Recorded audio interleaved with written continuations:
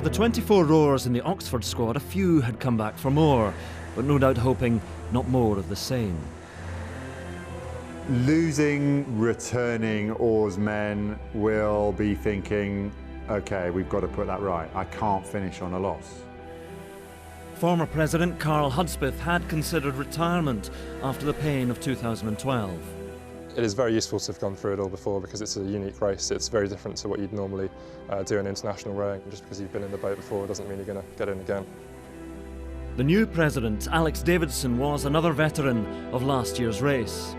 It's not just for me that I'm doing this. It's not just that I want to win the boat race. It's that I want everyone on the team to win. And I do feel responsible for how everyone's getting on. If 2012 had left a bad taste for Oxford, it really couldn't be fully savoured by Cambridge either. It's definitely a win, but it is what it is. I don't think anybody rests on their laurels after that victory. It's not a victory that you really chalk up to rowing skills. Steve Trapmore had assembled a squad of skill and experience. Olympian Milan Brunsvik was aiming to be the first Czech rower in the race. From my point of view, it's more challenging than the Olympics, than the Olympic Games.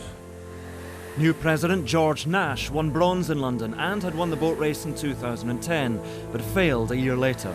Every day I think about that day and what it felt like, and that's what really has to motivate me. 2 degrees on shore, -2 on the water. One squad becomes 2 boats. Trilates is, for some people, their first side-by-side race they'll have done on the river in London, and it's a chance for the coaches to have a look and see how things are shaping up. Oxford's trial saw the return to the Thames of Olympic bronze medalist Constantine Louloudis. He was a hero of their 2011 victory, but had never won the Trial 8s. He was in the engine room of Hurricane as they battled Spitfire, stroked by former Olympic champion Malcolm Howard, enjoying his first taste of the tideway. For me, it was getting that feeling, and it was getting a good feeling of the race course and everything that happens out there. Howard's Spitfire overcame Hurricane in a real dogfight. Louloudis in a beaten boat again.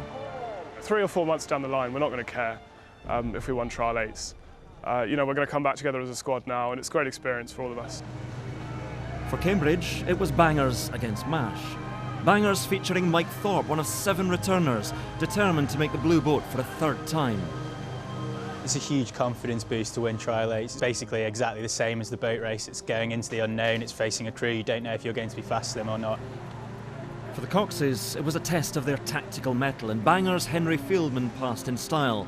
Mash was beaten by 4 lengths. We won the race, that's what we wanted to do. But it's just one race, and there's still a lot of season left for us to step on and learn and basically improve to make us a faster unit come March.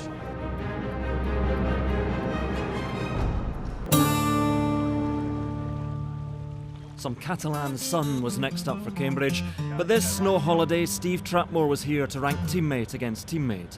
The final battle for a place in the blue boat had begun. When it comes down to selection, you still might be faced with the decision of looking a friend in the eye and saying, I want this more than you do, and I want to beat you. Competition was brutally tight, and returning rowers seemed to be out of favour. I guess by the very nature, it's just about, what ultimately Steve feels will be the fastest crew on the day, and that's kind of up to him. Sport is tough. That means heartbreak for some people, and it means elation for others. American Sam Oserkis may have lost Trial 8s, but seemed to be winning the battle for the Cox seat. Some people are gunning for my seat, and I'm gunning for theirs. These guys have been calling me Sheriff Sam recently. I don't know why, but maybe I'm a bit of a hard ass, who knew? 200 miles across the Pyrenees, Oxford's cut was also in progress. Geordie MacLeod had fallen short in 2012, but felt that redemption was in sight.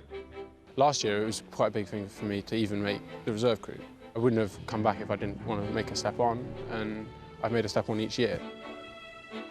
At Cox, Catherine Apfelbaum was in control, leaving fellow American Oscar Zarilla in limbo, having faltered at this stage the previous year. I definitely think that I'm a different coxswain than I was last year, and I think I'm a better coxswain than I was last year. February, you're starting to have academic pressure come on you. Some guys might be having exams, and if rowing gives even a little bit, you might lose your blue. And that pressure was relentless. Race fixtures tested the calibre of hopeful blues against rivals domestic and foreign. I think we've identified who our strongest rowers are, but you do need to see how people can turn up. What are they like when their neck is on the line? Weigh-in day, the final cruise, face to face. It's great to come here and just look your opponents in the eye. You can feel the tension, feel the atmosphere really building. There were some familiar faces, but no hat-trick of blues for Mike Thorpe. While Milan Brunsvik would become the first Czech rower in the race. And in the shootout for Cox, Sheriff Sam Ozerkis had been outgunned. Henry Fieldman would marshal the Cambridge troops. We're all competitive guys. We all want to be in that top boat. We all want to win. For Oxford, Catherine Apfelbaum had left to cox the women's blue boat, meaning redemption for Oscar Zarilla. There were mistakes that I made last year. It's always better to be looking for the mistakes that you can iron out and make you faster, because they will always be there. Carl Hudspeth would have another chance to relive the glory of 2011. And so close last year, Geordie McLeod had now risen from spare pair to Isis to True Blue. The aim isn't to get in the blue boat. The aim is to win the boat race.